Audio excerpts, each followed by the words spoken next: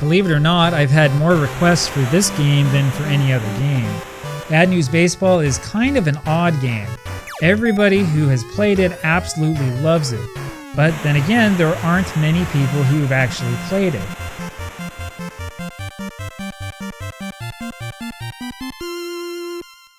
It's an unusual hidden gem on the NES.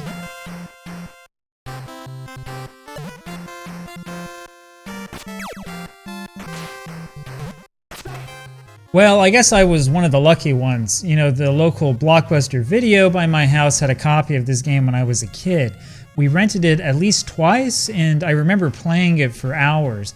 And it's good. I mean, it's so good that it's clearly one of the best baseball games on the NES, but why isn't this game better known? Well, the problem probably starts with the Japanese version of the game, which seems to have never been all that popular.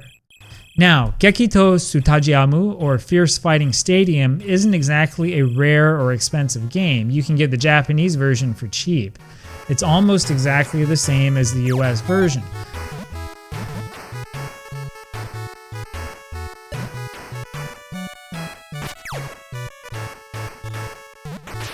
Of course, the teams have different names. They reflect the 12 teams in Japanese baseball at the time. Although if you look closely in the manual, you'll notice that the team names are slightly changed, probably to avoid having to pay for the rights. The teams in the US version are listed by city name only. The players, of course, are all fictional. Almost all the teams were division winners in the late 1980s. Now, the Atlanta Braves weren't. They most recently won in 1982. And the Texas Rangers had never won a division at that time. Now, the uniforms are actually really good representations of Major League uniforms at that time.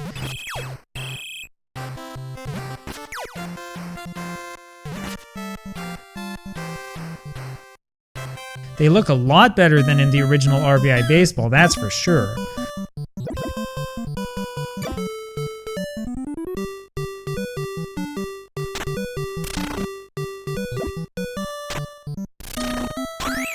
I'm not sure about the Japanese version, though it looks fine to me.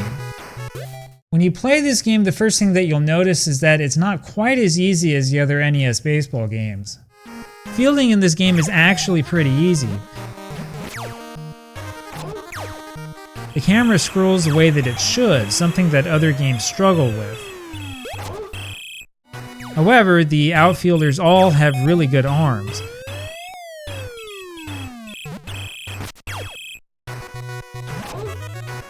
You have to be really careful if you want to do anything on the base paths.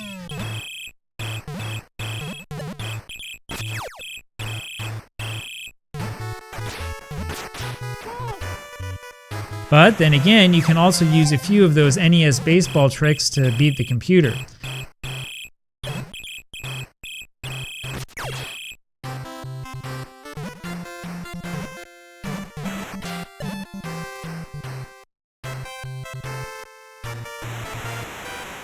It took me a few games, but I was eventually able to start beating teams by the 10-run mercy rule. Now, that 10-run mercy rule might feel kind of cheap sometimes, but it really does help a lot in one-player video games. You'll notice that if you ever play a game that doesn't have the rule. Take Major League Baseball by LJN, for example. I played this game for the first time in over 25 years the other day. It was easier than I remembered.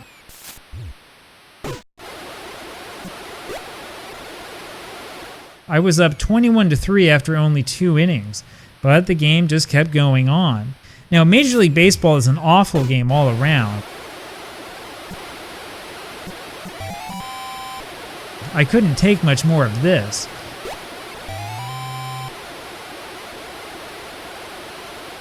But even a good game like RBI 3 can feel frustrating after you work up a lead of over 10 runs.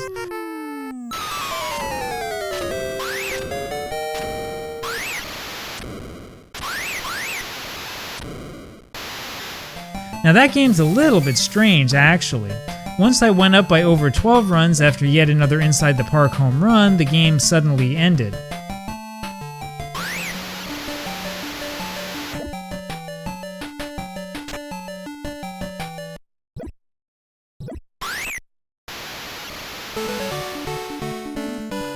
Anyway, I don't know what the exact rules are for every single NES game, I just know that the 10-run rule really helps in a pinch. However, in Bad News Baseball, it's more important than ever.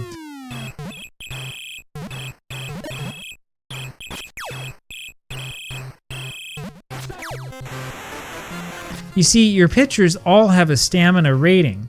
It's somehow tied to either the number of innings they throw or the number of pitches they throw.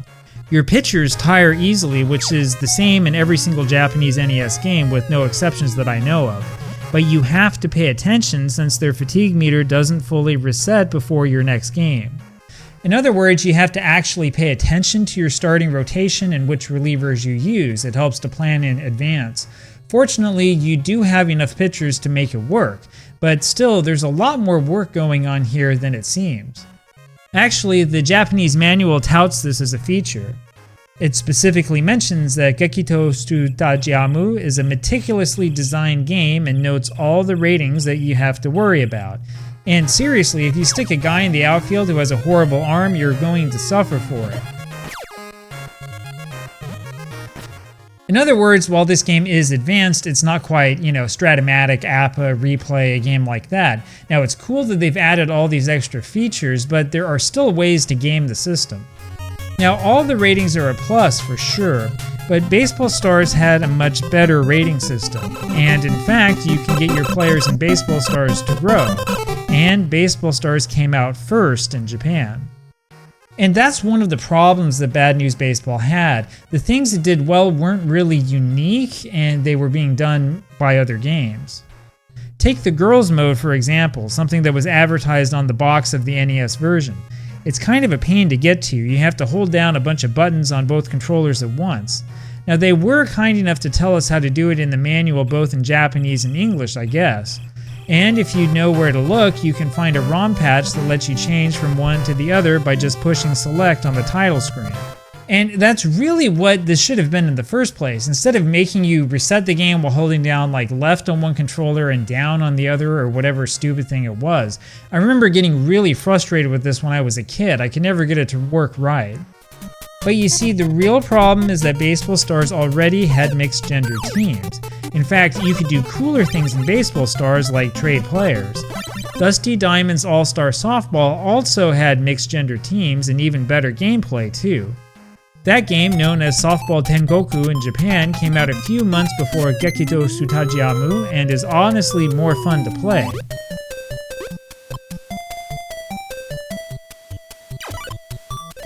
There was another game called I Love Softball that came out the same week as激闘スタジアム. You can only play as girls in that game. Now that game isn't quite as playable or quite as much fun, but it's another hidden gem in my opinion.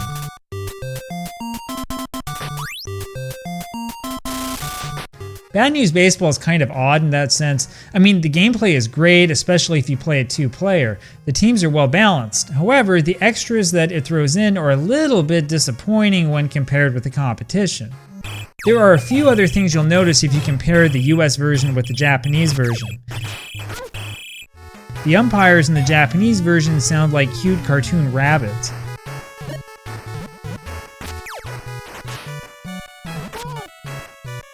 In the US version, their voices are a lot deeper. However, they're still clearly Japanese. If you look closely at the signs on the fences, you'll see that it says Tecmo Beer.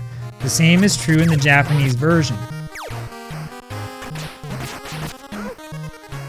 Well, that's Nintendo for you, advertising alcoholic beverages to children. Seriously though, I wonder how that ever got through the quality control checks. You'll also notice that the girls' teams are overpowered. Yuki for Team F has a .498 batting average with 67 home runs. In fact, every girl on Team F has an inflated batting average and has hit a ton of home runs. Team D is the same. San Francisco in the US version has the same issue with its girls' team. I mean, just look at Lori's stats. Texas, too. And some of these ERAs are insanely low. So maybe somebody who knows more about NES game design could comment on what might have happened here. My guess is that there's something screwed up with how the game stores the ratings for the girls' teams. It's still fun to play with, though. And there are a few things I should point out before people get mad at me for missing them. You can dive by pushing B, it's pretty useful. You can also jump in the air to catch the ball. That takes some getting used to. Once you figure it out though, you can make some crazy catches that are physically impossible. You can also run into the outfield wall.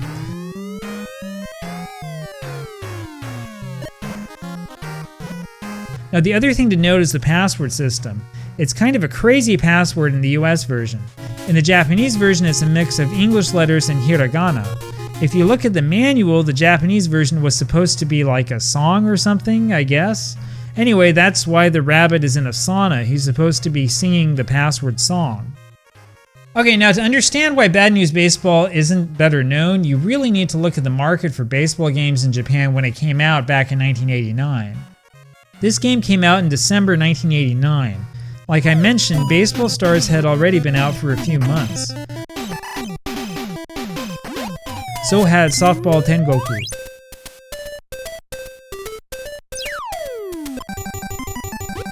Bi-Weekly Famitsu made a huge deal about Famista 90, which came out a few weeks before Bad News Baseball. I mean, the coverage for this game was mammoth in comparison. And it's not a bad game, actually. It certainly is an improvement over the original.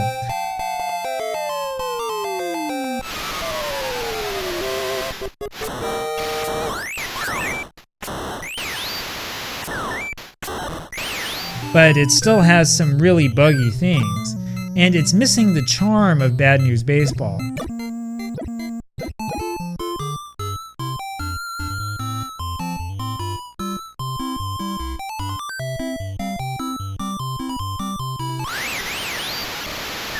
But Famista had the money and the advertising campaign, and Famitsu didn't exactly give Bad News Baseball a great review.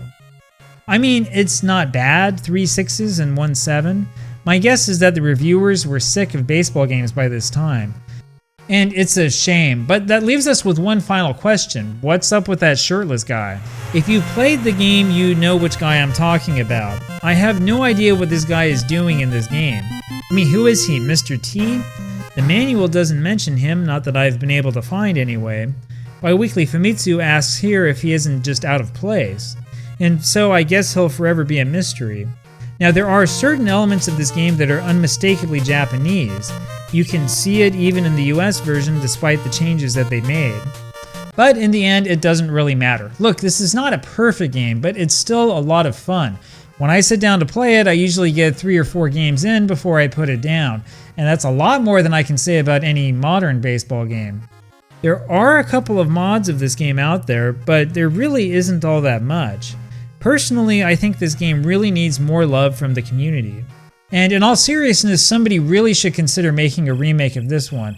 More people should know about this game. It's a classic and it's tons of fun.